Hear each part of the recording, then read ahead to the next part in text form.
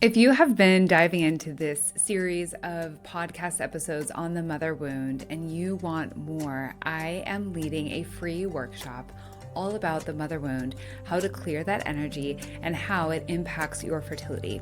So if you want to dive in with me for absolutely free, click the link in the show notes and I will see you on the webinar.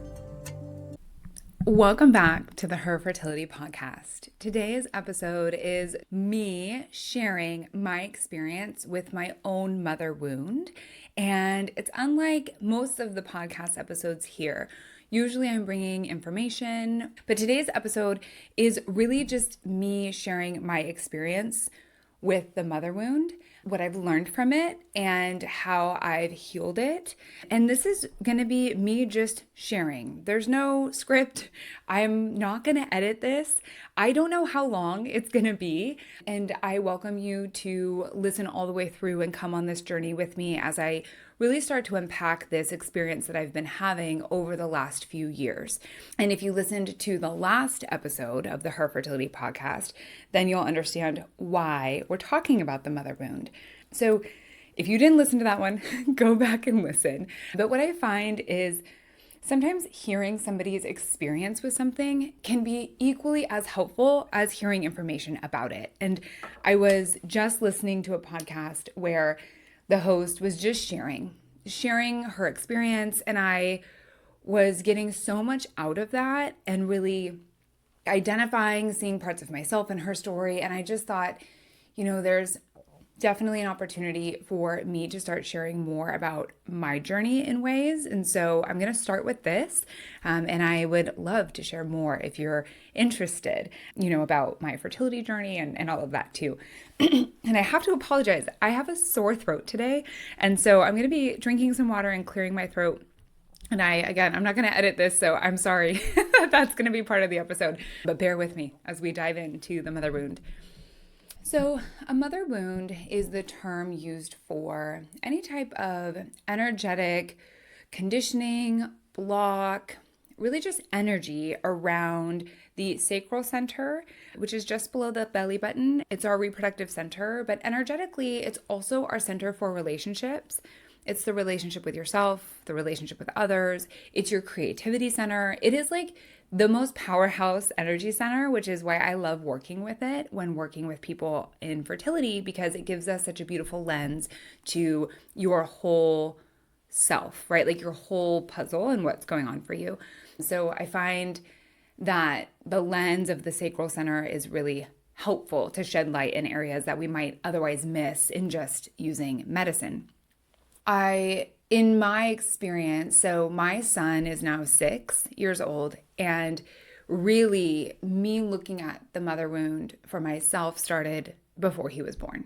And I do believe that getting pregnant, stepping into motherhood, like that transition of life, is a really big transition for people. And sometimes it's a transition that asks us harder questions. And for me, there were a lot of harder questions that I had to answer as I started to transition into motherhood. I knew I wanted to be a mom. Like there was no doubt my whole life. I never knew what it was going to look like. There was a while where I thought like I would adopt. There was a while where I thought I would have like a bunch of kiddos, but I just knew that motherhood was in my future. And then when I was experiencing infertility, I was so frustrated because I was like, I know this is my soul's calling. I know I'm meant for this. Why isn't it happening? I feel ready, all of the things. And so one of the pieces of my puzzle that really came out after my experience of infertility was this dynamic with my own mom. And I want to first set this up with like, I love my mom and I have deep compassion for her. I'm very grateful for her. I heard it said once that the person who, the way they said it was like the person who hurts you the most in this life is the person that loves you the most. And I don't necessarily think that my mom hurt me, but there is definitely some truth to that. I do believe that in the grander scheme of things, the lessons that I've gained from my relationship with my mom are lessons that nobody else could give me. And I'm so grateful. And, I don't I don't know if she'll ever hear this podcast. I'm not sure. If she does, that'd be really cool. But I do have so much deep compassion and love for her. So I want to preface with that. Now, the tangible aspects of our relationship have been a little bit sticky. And that is why I would categorize this as a mother wound. But there's not necessarily like hurt or anger or anything there anymore. But if you're someone who maybe you listened to the last podcast on mother wound and you're like, man, like there might be something there for me, then my hope is in sharing my experience that you might be able to carve out some more space for yourself and understand your story a little bit better. Or maybe you start the journey into healing your mother wound, which at the end of the day, I really think we're all here to learn something. I believe that we come in to these beautiful bodies and this earth experience to experience love. Like I really do. I think we come here to experience love because love is such a powerful feeling. But I also think we come to learn something and to grow. And there's really no end to that growth. I think we've been very much sold a Cinderella story where you get the things and then you're happily ever after. But for me, it's more about this continual evolution of who we are. And that gives me permission to change and to grow and to learn new things. Like I always love learning new things. And so this is really the lens in which I see this all through, which I think is important for this conversation. So just to give you some context, I was born a twin. I have a twin brother, and our parents got divorced when we were 4 years old, and I was really lucky. I got to be with my mom during the week, and then I got to see my dad on the weekends, and that was the structure for our family. My parents very much remained friendly with each other, which I'm so grateful for. I know that's not everybody's experience when their parents get divorced, and I really do believe they weren't a very compatible match. I always think people can work on things and relationships, but I think at the end of the day, they weren't necessarily compatible. And that's for them. And so my mom is one of the hardest working women I know, and I watched her work really hard my whole life. And she's very fun to be around. Like my mom is so fun to be around, and she's very giving to other people.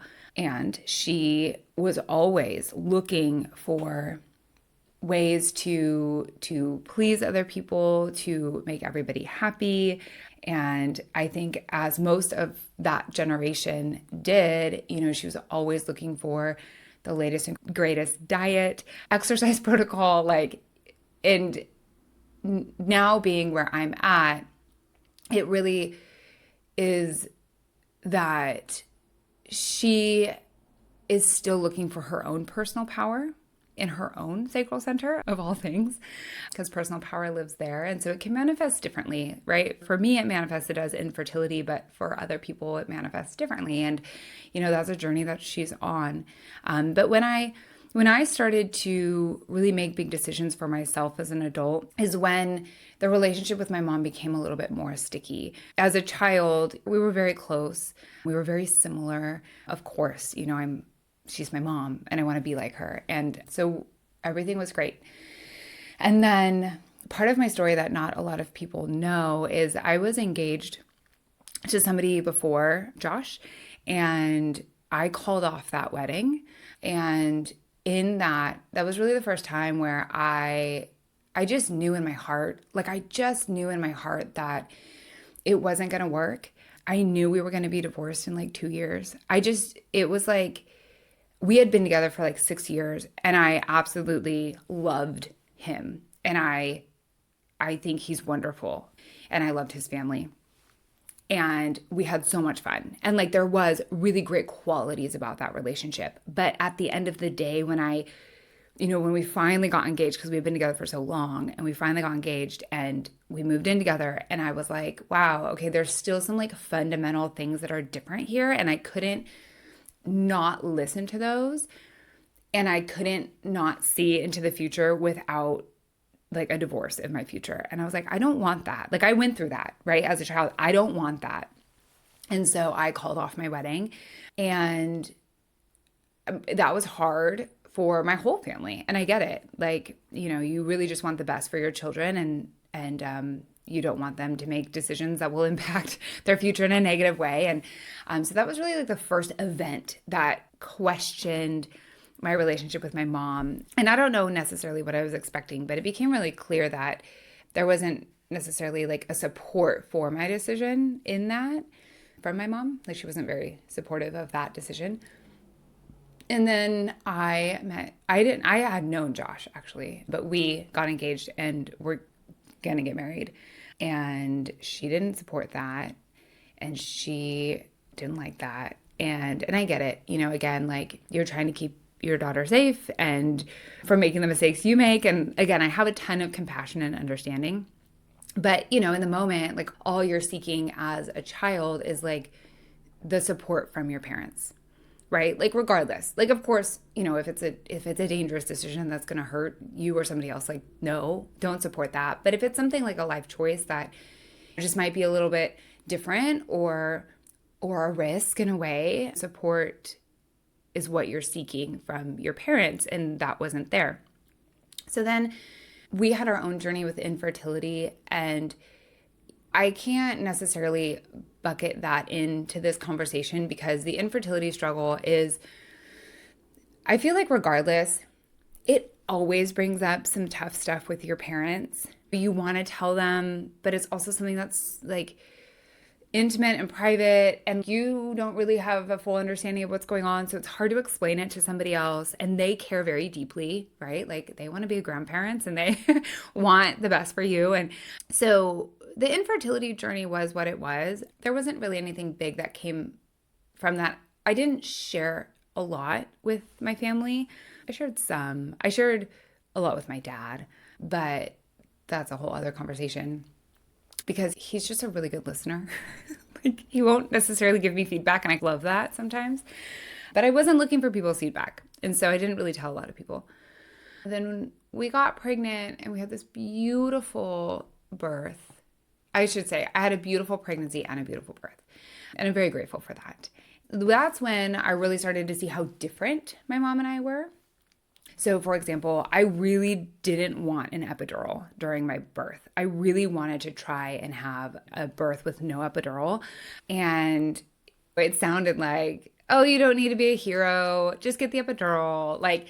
Instead I was like, man, I just wish you would believe in me and like believe in my ability to do that. Right? Like, yeah, I'm open to the epidural. Like, if I need it, totally give it to me. But like, going in, I would love to experience childbirth without that. And this is what I want. Same with breastfeeding. Like, that was really important for me too. I really wanted to try that, and I was able to. But again, the narrative of like, oh, you don't need to do that. That just feels like so much work, whatever. So there just wasn't a lot of support in the way that I was choosing to be a mom, to do all that. And then a lot of it came around with, just what was important for me was just different than what was important for her.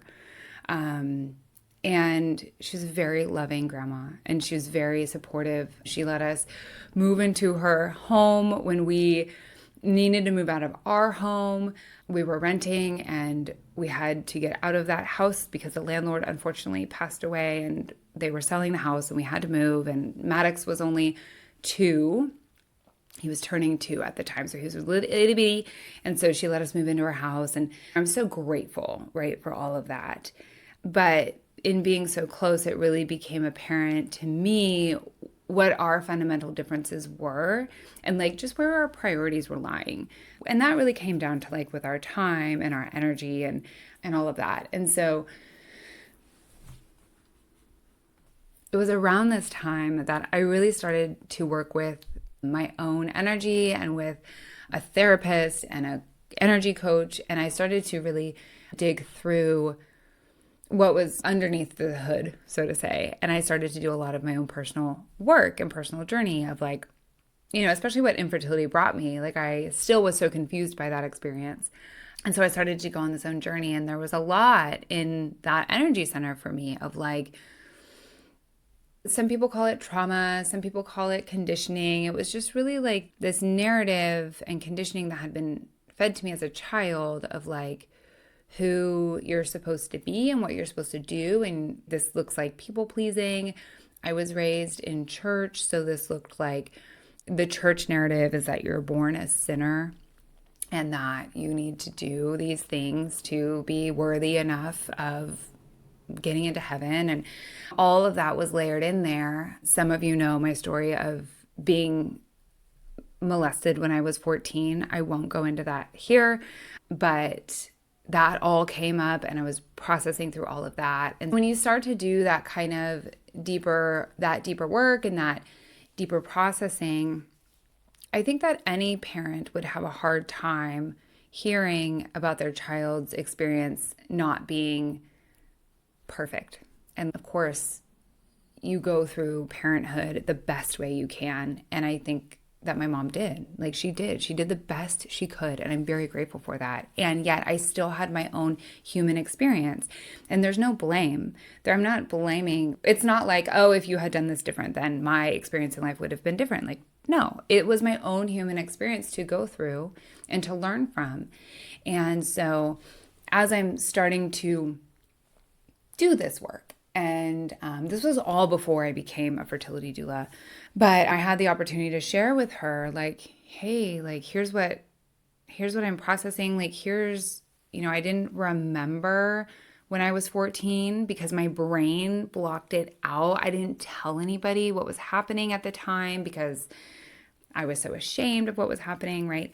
And so that was all met with a lot of resistance, a lot of guilt, a lot of shame, a lot of like, oh, we don't talk about that.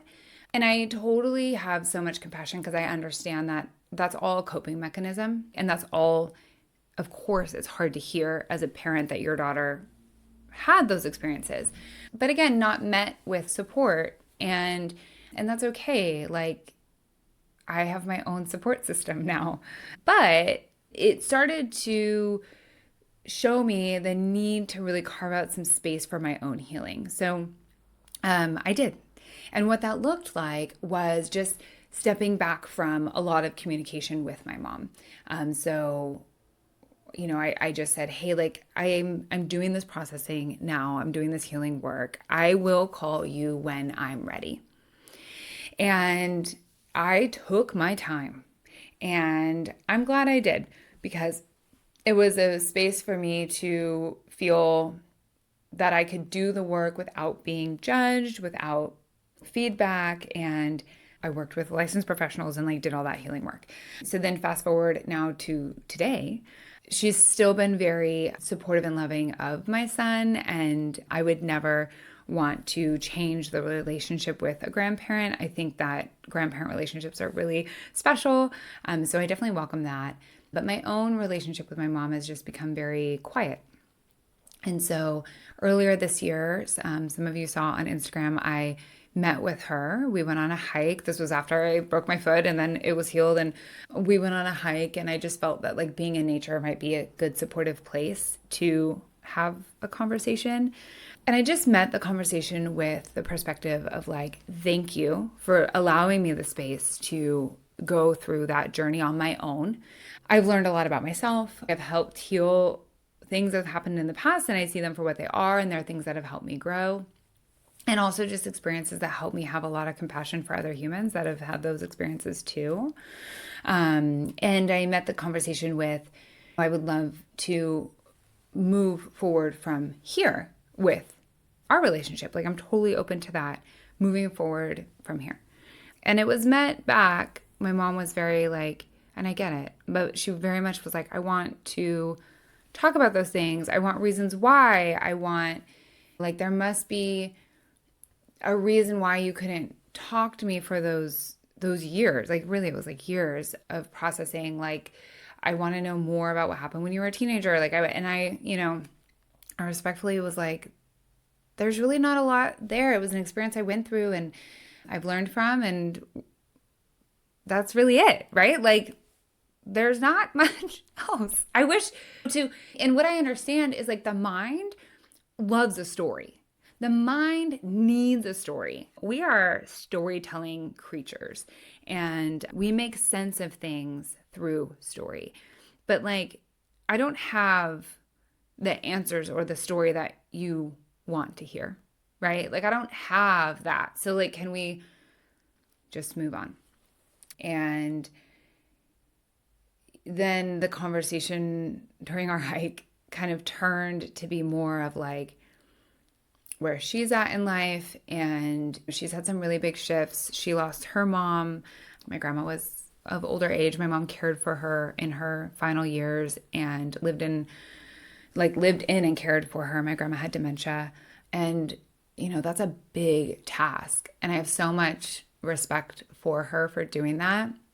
And so now that my grandma's gone, like she's going through her own journey, right? Like her own transition and not really finding a lot of happiness and peace. And she's searching that out. And I'm the biggest advocate for like, get support, right? Like get support, work with someone to help you go find the thing that helps you feel good right now. Because when we're in these transition times in life, like having a container or having support through that, it makes so much difference. And I really don't think that humans were designed to do these things alone.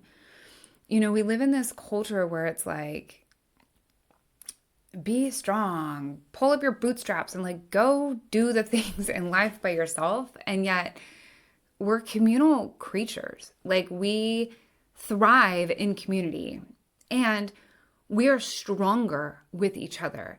And life is just easier when you have a community, a support system, a new perspective on something. Like I can't tell you how many times like I've been like stressed or overthinking something and I share it with a trusted friend and then I get so much clarity on that because I can hear it from another perspective or they can see it from another perspective. And it's just like, you don't have to go through these things alone. You don't have to be strong, quote unquote strong. Like you can get support. You can get support and that's okay. And that's actually like what we're supposed to do. It's a very feminine way to like see things. And I just think we've been in this masculine lens or this masculine framework for so long that feminine feels so foreign. The feminine is where the feel good happens. Feminine is where problems get solved. And feminine is where we really can hear our inner truth that gets blocked out when we're just on the go, go, go. So coming back to the conversation on the mountainside with my mom. And she just wasn't open to it. She's like, I'll figure it out. I don't need she said, I will never forget this. She goes, my generation doesn't do therapy. I'm like, well, that's a bummer. Like I just thought that. I'm like, man, that's a bummer. Why not? What are you going to lose? Right? Like, what do you lose by getting support? But it wasn't for her. And so we ended our hike and I sent her a follow-up text later because I was like, man, I just feel like I still didn't say what I wanted to say. So I just sent her a follow-up text and I said, hey, in a lot of the work that I've done, what I've learned is that happiness is an inside job. Happiness comes from within. There's no amount of money. There's no perfect home. There's no perfect partner.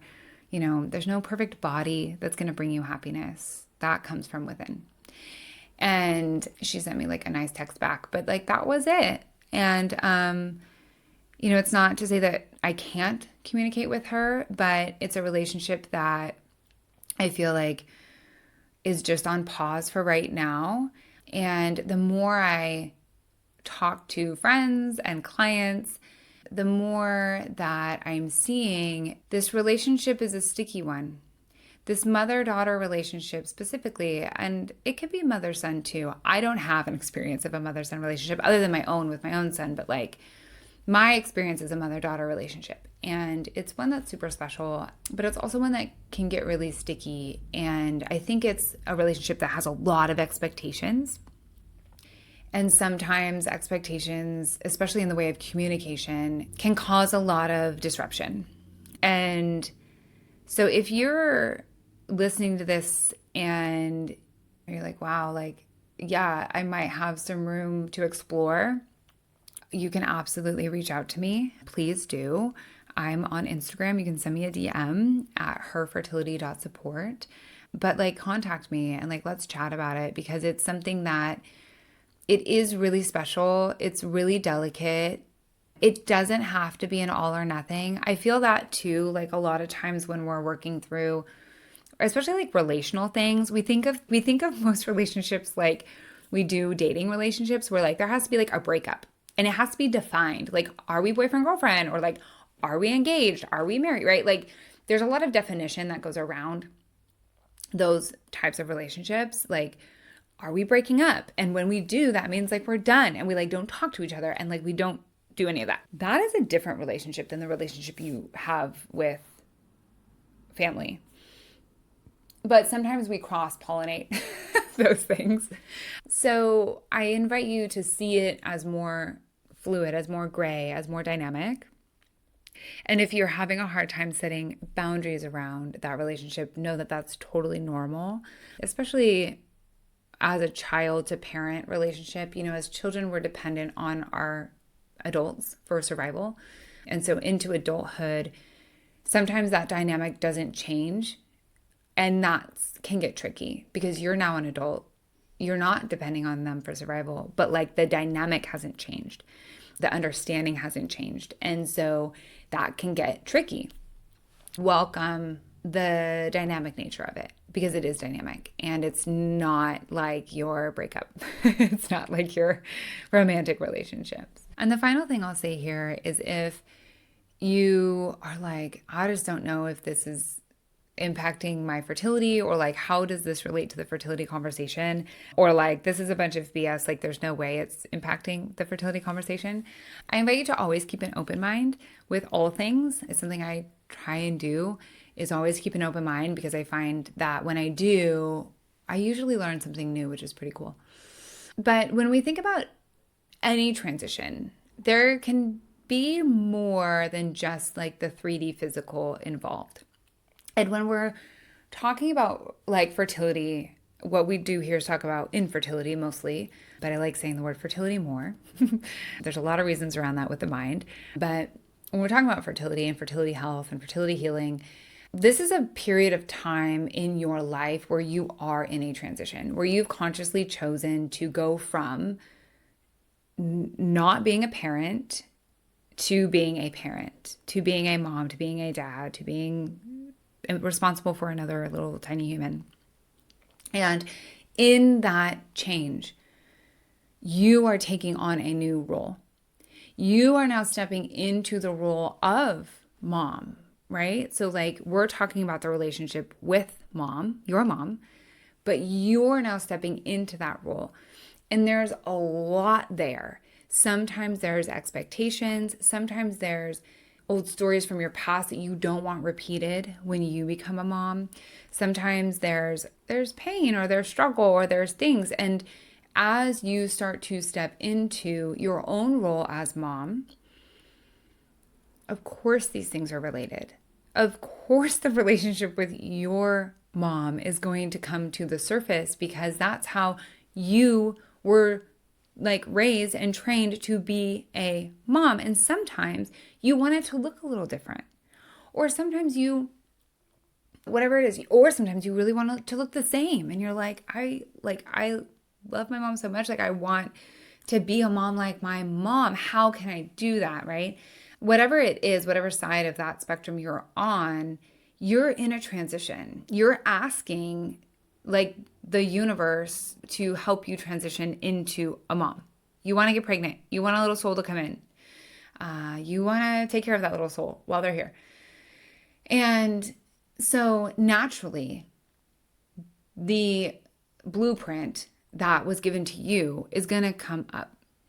And sometimes that's met with different emotions or different challenges, or you want to rewrite the script, or there might be expectations from your mom on what that looks like and how they're going to be involved. And it just opens up more opportunity to really examine what this transition is going to look like for you. And so that's why it's totally relevant here.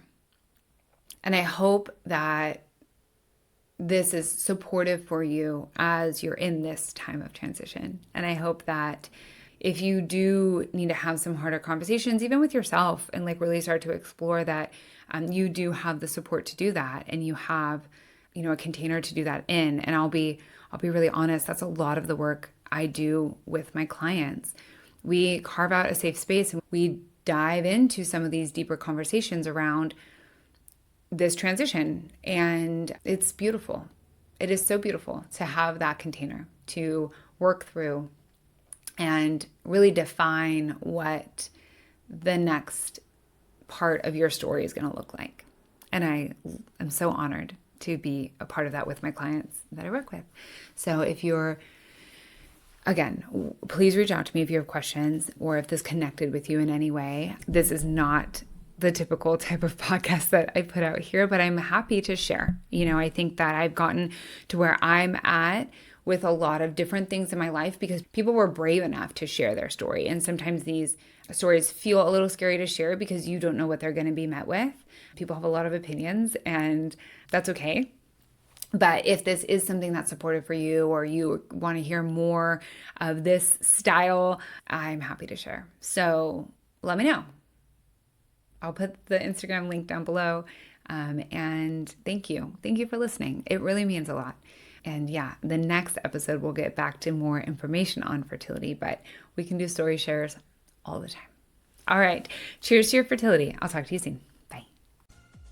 Thank you so much for listening to this episode of the Her Fertility Podcast. In a sea of big name podcasts, your support means the world to me. If you enjoyed the show, I would so appreciate your support by leaving a review on Apple Podcast, Spotify, or YouTube, wherever you listen, to help me reach as many women as possible. You can also share this episode with a friend.